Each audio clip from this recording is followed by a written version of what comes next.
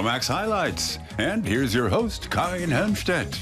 Greetings from Berlin and welcome to our highlights edition, which shapes up this time around with the following top stories. Wild and free, Austrian Eva Walkner is one of the world's best freeriders.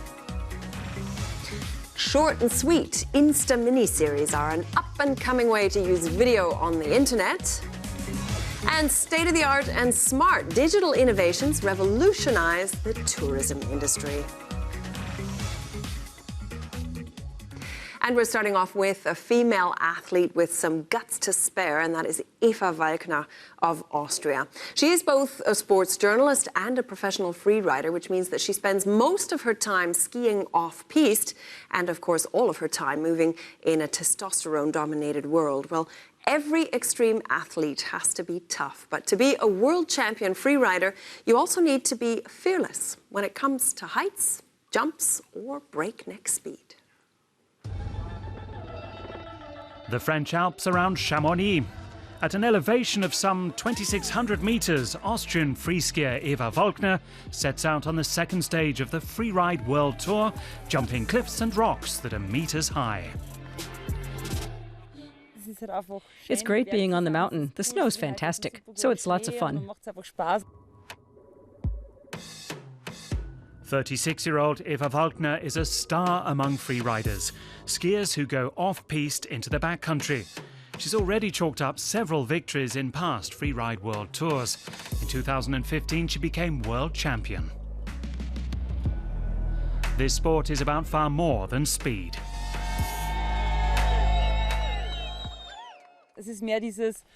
It's more about reading the mountain, knowing where the cliffs are that I'm going to jump, the route that I've plotted, or the other way around, about finding a route. I look at the slope from the other side and from above. From above, it looks completely different. From below, it's just rocks, but from above, it's a little rollover. You have to find the exact drop-in.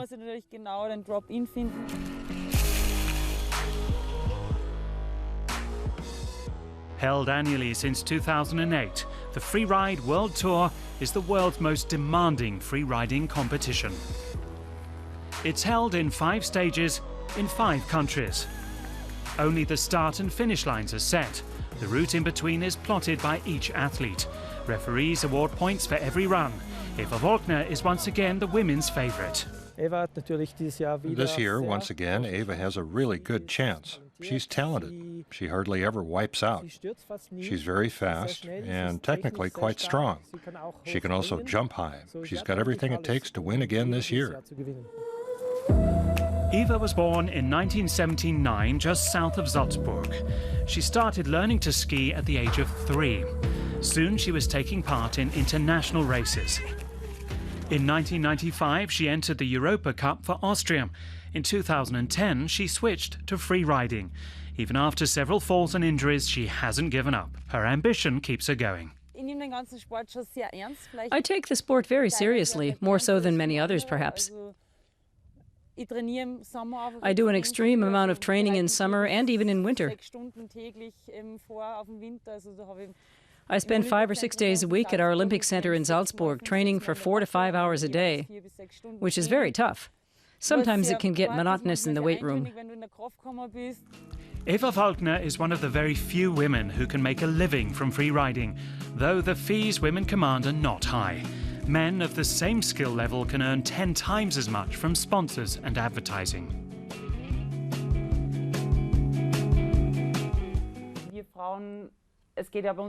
For us women, there's a very strong emphasis on movie parts, not just for the world tour, but for skiing films. The biggest American production companies are 95% men and 5% women, so we women have to work very hard at this. Her strategy is straight-up athletic achievement, which she demonstrated most clearly in 2015. After 2 years off to let a torn ligament heal, she easily won the Freeride World Tour for women skiers. I wasn't even expecting it. My goal was to make the top 5.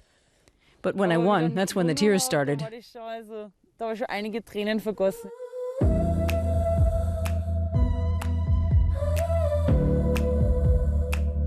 Ava Volkner, a woman with drive and discipline who's taken the lead in the male domain of extreme sports.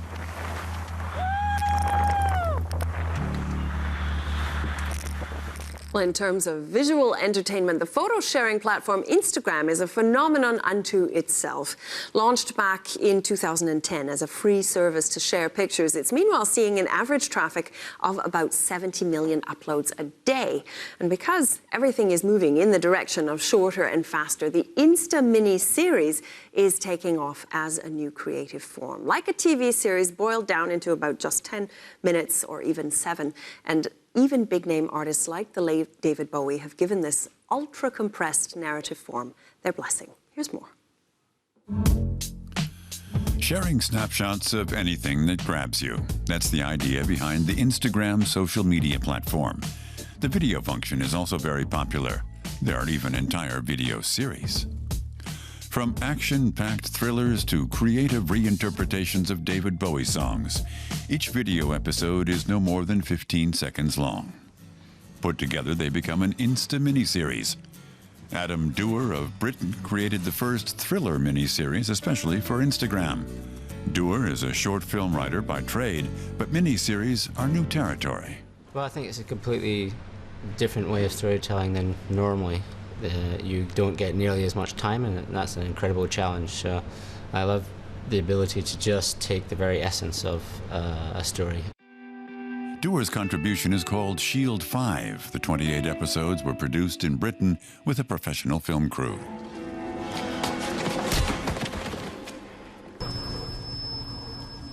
There's a diamond heist and a death, a brief love story, and even wild chase scenes, all compressed into a total of 7 minutes. In addition to the mini videos, Instagram is also fleshing out the story with emails, text messages, and online newspaper articles. The series was posted in February, 1 episode per day. What I loved is the comments by the side of it, and people could find little clues that we had placed in the stills or little red herrings, and they would kind of come up with their own ideas, things that I'd never thought of, and they kind of, interpret things differently and talk to each other and help each other with the plot because it's a kind of mystery puzzle. I think that's very exciting for a writer to kind of watch that unfold. British artist and musician David Bowie was also interested in the format. Before his recent death, he gave a group of young American producers permission to create an artistic reinterpretation of his album Black Star. The result is a 16-part InstaMiniSeries called Unbound. Really, it's just people's creativity. It's there to kind of be used, and if you look at things like Unbound or artistically challenged, then they're using it. What's amazing about it is you can do tiny little nuggets of visuals, which can be very expressive and very kind of evocative. Companies have also discovered miniseries for advertising purposes. One is Gap, an American clothing brand. The platform has about 400 million users around the world. Europe has also recently discovered its marketing potential. The TWT agency specializes in digital advertising. Instagram miniseries are increasingly sought after. Instagram has one of the highest interaction rates. An Instagram post has 50 times the interaction rate of a tweet, so it's a very important marketing platform. Plus, visual content creates more emotional brand identification, which is also important. And meanwhile, there are even festivals devoted especially to web series. They award prizes and commission follow-up episodes. A big increase in web series and a big increase in festivals for it, and I think that the way that people consume media has completely changed now, and so people want this kind of entertainment, I think, on their phones and their screens. The appeal lies in its brevity. The new format is providing a whole new medium for creative storytelling. Well, our next protagonist is the kind of guy who's hard to classify, and that's what makes his work so utterly fascinating, the kind of stuff collectors will travel miles for. Otto Jakob is a self-taught goldsmith, and his jewelry is expressive, sometimes fantastical, and most often unique. In fact, it's so exclusive that he's one of the few jewelers that's invited to show at the TEFA Fair for Art and Antiquities in Maastricht, which opened just last week, and we met him shortly before at his atelier in Karlsruhe. A ring depicting the head of an antelope. A pendant showing a tattooed hand holding a koi with pink sapphire and diamond rings adorning the fingers. Details that are often only apparent at second glance. Otto Jakob's creations are full of humor and illusions. Like these earrings, which, like all of his works, come with a certain vibe. For me, jewelry is only beautiful if it has a vibe to it. And this vibe is often caused by a disturbance that's still there. There's nothing worse than beauty that is too slick. Otto Jakob is self-taught. He made jewelry by copying the techniques of the old Etruscans and the Celts, cultures which had fascinated him since childhood. Today, 10 employees help him realize his designs. They work with unconventional materials, like ebony and tropical seeds, which they mix with gold and gemstones.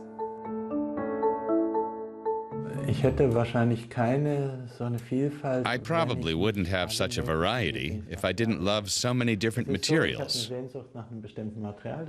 I'll get a longing for a certain material, and then I'll work with it until I've had enough. And then I'll often feel the need to work with a completely different material. Before Otto Jakob began making jewelry, he studied painting under Georg Baselitz, but he didn't find it fulfilling and began pouring his creative energy into making jewelry. The goldsmith created this lapel pin for Georg Baselitz, who became his first paying customer. Other commissions followed, including this one for Jörg Immendorf. The late contemporary artist even made a painting for Otto Jakob. It shows Immendorf himself on the Tower of Babel. The golden hand represents the goldsmith. I had the luck, the great luck, not only to know these artists, but they also started wanting my works. So I had the honor of working for them, which naturally was a great motivation for me. I couldn't just produce any old thing for them. It had to be something significant. You could say that was how I got started. Now he's enjoyed 2 decades of success, and his creations find buyers worldwide. Otto Jakob's pieces of jewelry are like little works of art. They tell stories which are often full of symbolism. They're also veritable treasures, which can cost up to €250,000. Das Schlimmste ist Deko. Decorative jewelry is the worst. It's a terrible concept. Just a hollow shell. There's nothing behind it. I always aim to create content that enriches my life. Die mein Leben bereichern. Many of Jakob's works are inspired by nature, where he finds interesting shapes that can be transformed into jewelry. The result may be earrings shaped like leaves or beetles. I went out into the world, got ideas, and have been doing this ever since. My work is simply a necessity for me. Otto Jakob continues to follow his own calling, creating jewelry that's both striking and fanciful. Well, there is so much to see in this great wide world, isn't there? And so little time, seemingly. But anyone suffering from acute wanderlust can always take heart at the annual ITB. Now, that is the world's leading travel trade show, which kicked off in Berlin just last week. Now, visitors can learn about the hottest travel destinations there in over 180 countries and how to cram in as much as possible in the time available. Well, one focus this year is digital innovation in the tourism sector. A tour through New York City without actually being there. That's possible in this Hamburg branch of British tour operator Thomas Cook. It uses 360-degree virtual reality goggles to give clients a sample of holiday destinations. Ali Esmer is giving it a try for the first time.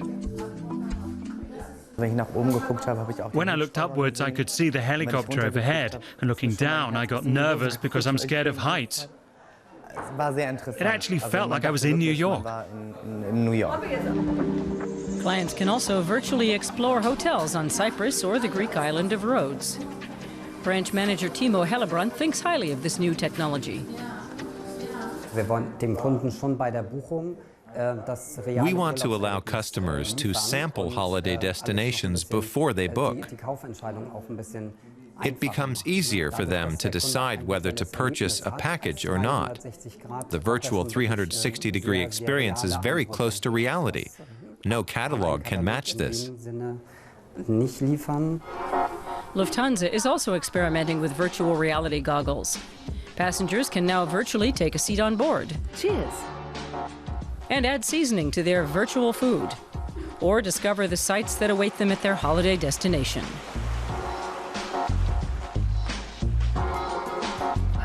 Hotel manager Thomas Behrendt also has some treats in store for his guests. The bathroom mirror doubles as a multimedia screen. And scanning a QR code will transform a smartphone into a remote control. Guests get to enjoy a maximum of comfort. Die Gäste werden immer anspruchsvoller. Guests' expectations are getting higher and higher, regardless of their age or background.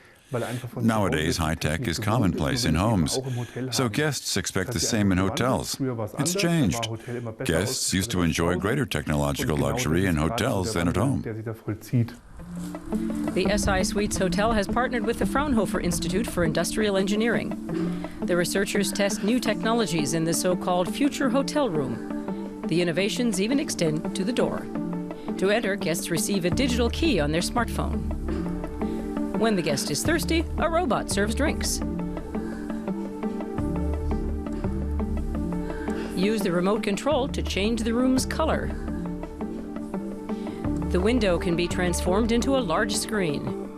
And the room has voice recognition. What's for lunch?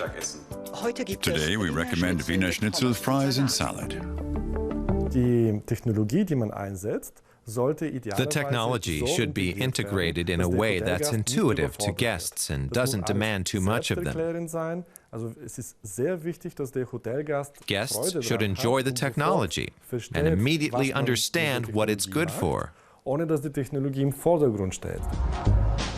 Digital technologies are changing the way tourists explore cities. With the Time Traveler app, visitors can discover what the area around the Berlin Wall used to look like. To do this, they simply direct their phone towards specific landmarks. The app recognizes them and plays the respective historical footage. Restaurants are also benefiting from digital innovations, like London's Inamo restaurant. Guests can use the table as a touchscreen and order their meals with it.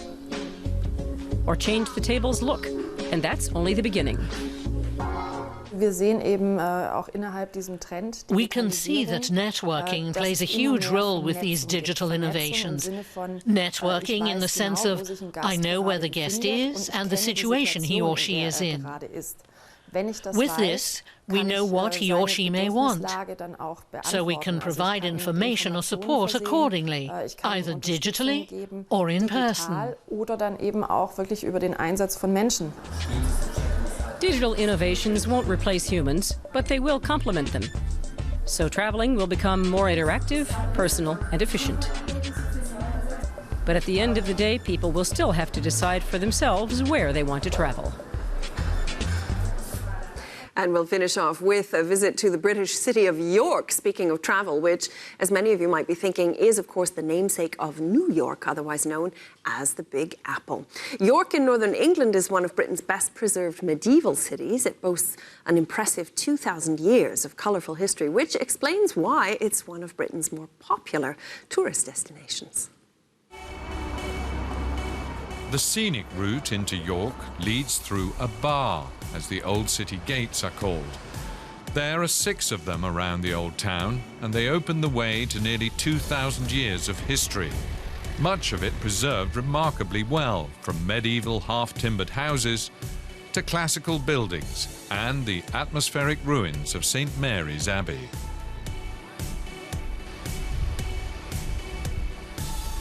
Extending some 5 kilometres, the medieval city walls with their battlement walks are the longest in England. Alex Donaldson studies history and works as a tour guide in York.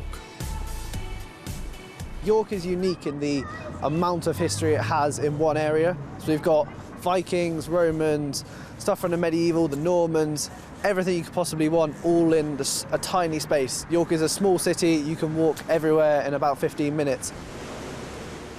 Among the city's most famous landmarks are Clifford's Tower, the keep of the long-since ruined York Castle, and York Minster.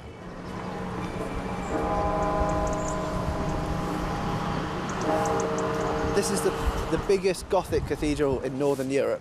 So it's the second tallest. Cologne Cathedral in Germany is taller, because our tower is about 200 or so feet tall.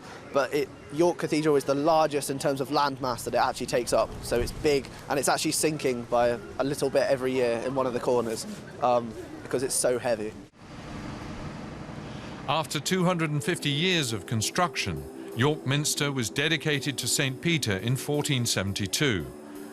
Today, admission fees and donations cover its upkeep.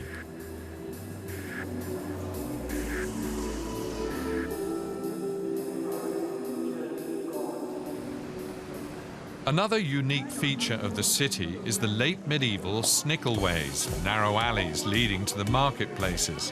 One, called the Shambles, was originally the street of butchers' shops. Now, its striking architecture with houses growing wider as they get higher is one of York's main sights.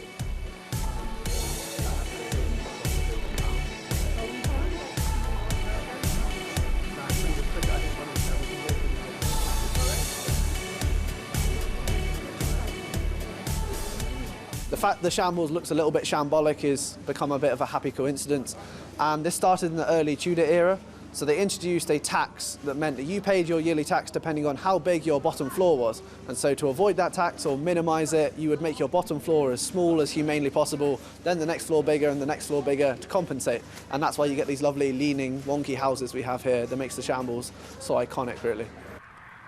Away from the narrow streets and alleys, about 15 kilometres northeast of York, are the wide open spaces of the Howardian Hills.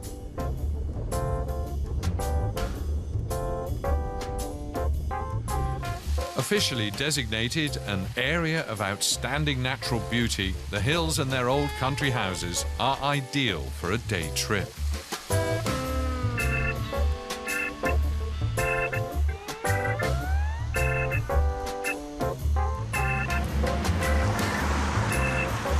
Back in York, a bit of more recent history can be seen at the National Railway Museum, the largest of its kind in the world. It may be cold steel and iron, but it's one of the most popular museums outside of London.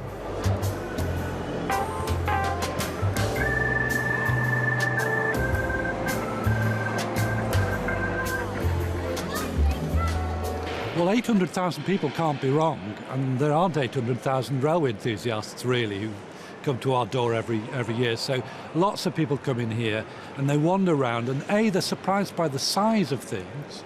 Also that there's very good access, you can get up close and personal with these objects. Also, there's everything from the royal carriages, which take you through the styles and fashions of the periods. So there's a big range of things to see in here, not just giant steam engines. And when night falls on the streets of York, it's time for another very English phenomenon. According to Ghost Research Foundation International, the city harbours the largest concentration of ghosts anywhere in Europe.